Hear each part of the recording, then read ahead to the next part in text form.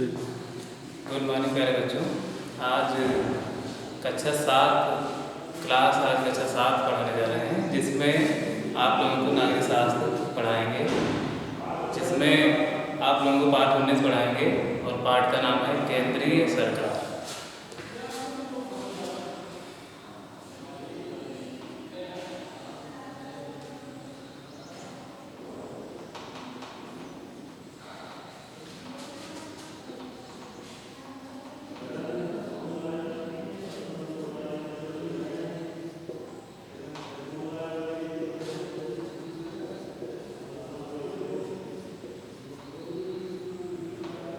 विषय नागरिक जीवन, पाठ 19 केंद्रीय सरकार,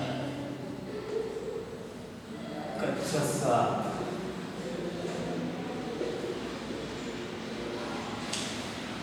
प्यारे बच्चों, जैसा कि आप सभी जानते हैं कि केंद्र सरकार और राज्य सरकार में क्या संबंध है।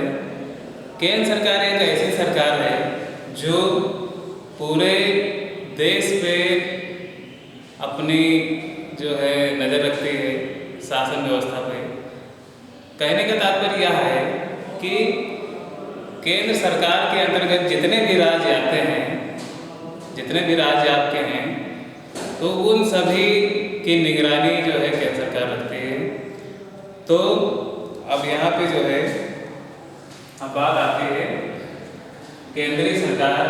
तो यहाँ देखिए, इसमें जो है केंद्र सरकार में कुछ विषय दिए गए हैं।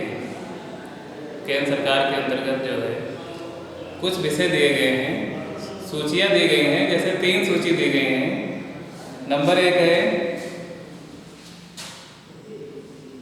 संघ सूची,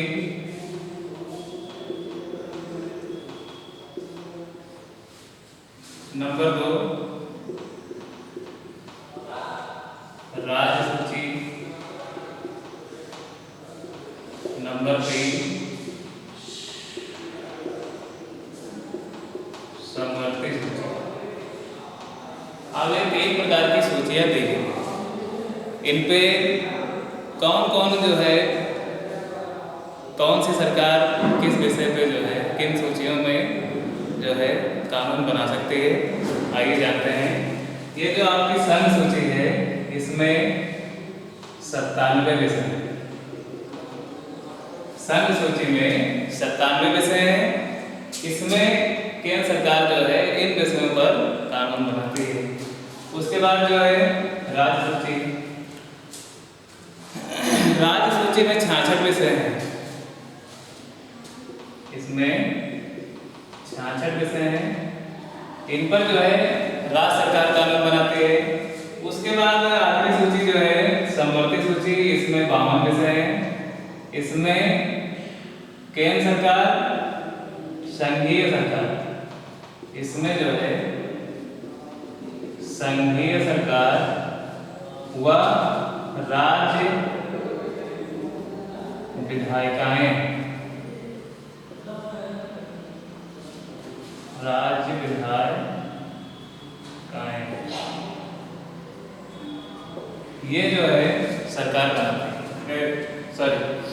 ये जो है इस पे जो है कानून बनाती है। तो ये नंबर 1 जो है संघ सूची। संघ सूची में 97 विषय हैं। इस पे जो है केंद्र सरकार जो है कानून बनाती है। राज्य सूची में 66 विषय हैं। इसमें राज्य सरकार कानून बनाती है। समवर्ती सूची में दोनों सरकारें जो है कानून बनाती हैं। इसमें संघीय सरकार जो केंद्र सरकार होती है वो भी, और राज्य सरकार ये दोनों मिलकर के जो है कानून बनाते हैं।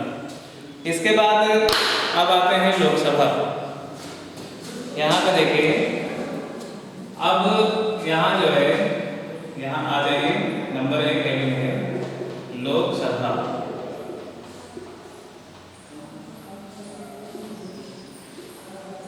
लोकसभा लोकसभा जो है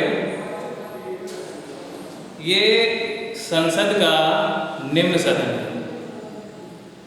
लोकसभा संसद का निम्न सदन है, और निम्न सदन होते हुए ये लोकप्रिय सदन है। इसमें सदस्यों की संख्या वर्तमान में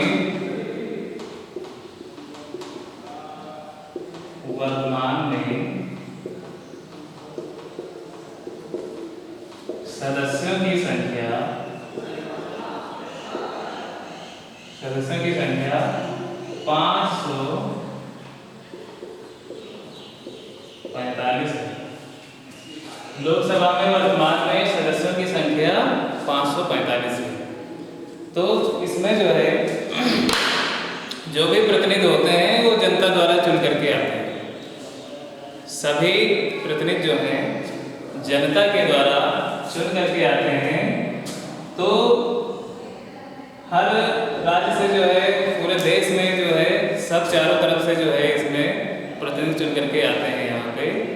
तो वो प्रतिनिधि जो होते हैं उनको सांसद कहते हैं। और जब इसमें सबसे ज़्यादा जिसका बहुमत होता है जिस पार्टी का, तो उसी की सरकार बनती है। तो बहुमत प्राप्त दल के नेता को प्रधानमंत्री नियुक्त किया जाता है। बहुमत प्राप्त दल के नेता को प्रधानमंत्री नियुक्त किया जाता है। तो यहाँ पे जो है प्रधानमंत्री मंत्रिपरिषद का गठन करता है। उसमें एक स्पीकर बनाया जाता है, अध्यक्ष, जो बैठकों का संचालन करता है। वर्ष में 2 बैठकें अनिवार्य होती हैं। उन बैठकों का संचालन स्पीकर अध्यक्ष जो होता है वो करता है। और अध्यक्ष की गैर मौजूदगी में उन बैठकों का संचालन जो है उपाध्यक्ष करता है। इसके बाद फिर आते हैं हम राज्यसभा।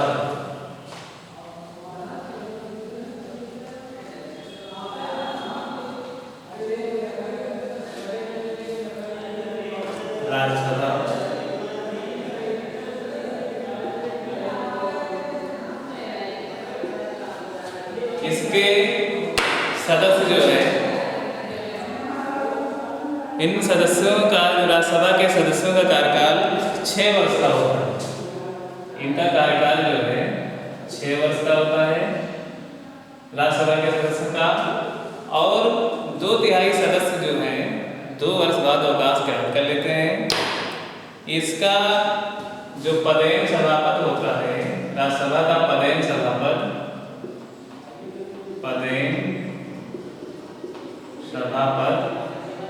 होता है कौन सा? उपराष्ट्रपति। राज्यसभा का पदेन सभापति कौन होता है? उपराष्ट्रपति होता है।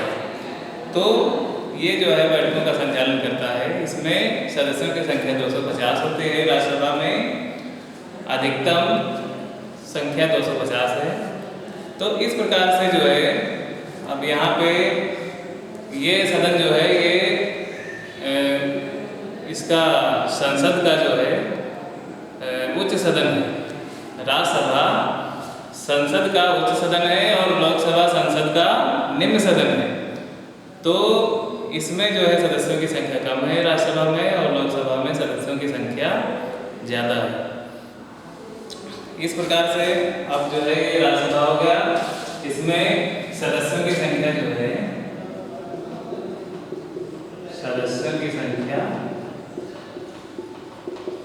250। अब यहाँ पे आते हैं राष्ट्रपति के बारे में जान लेते हैं। राष्ट्रपति सबसे पहले जो है राष्ट्रपति के बारे में योग्यताओं के बारे में जानते हैं। योग्यताएं नंबर 1 हुआ भारत का नागरिक हो,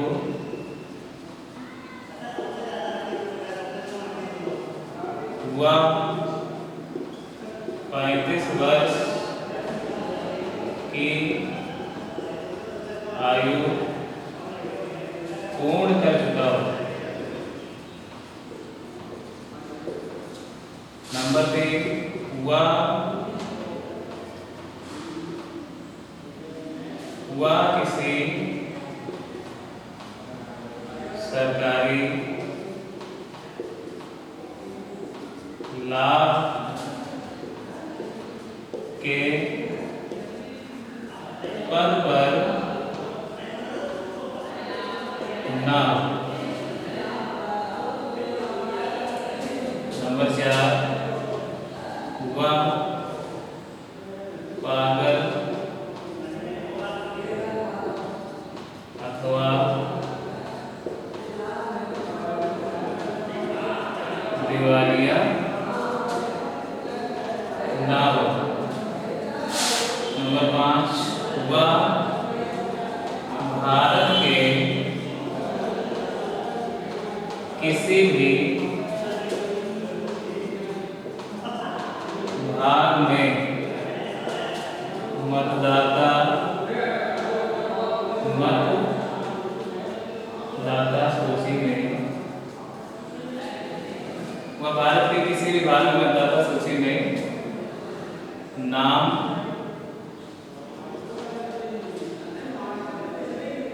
मतदाता सूची में नाम उसका भारत के किसी भी भाग में मतदाता सूची में नाम।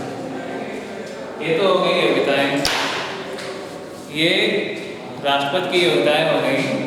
अब राष्ट्रपति का जब चुनाव होता है तो उसमें संसद के दोनों सदस्य, लोकसभा और राज्यसभा के निर्वाचित सदस्य भाग लेते हैं।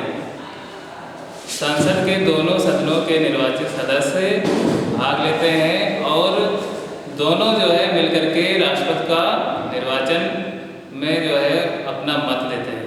इस प्रकार जो है भारत का राष्ट्रपति चुना जाता है। और भारत का राष्ट्रपति जो होता है वह देश का प्रथम नागरिक होता है और उसको सेना का सेनापति भी कहा जाता है। तो इस प्रकार से जो है हम आज केंद्र सरकार के बारे में पढ़े हैं। अगले वीडियो में आप लोगों से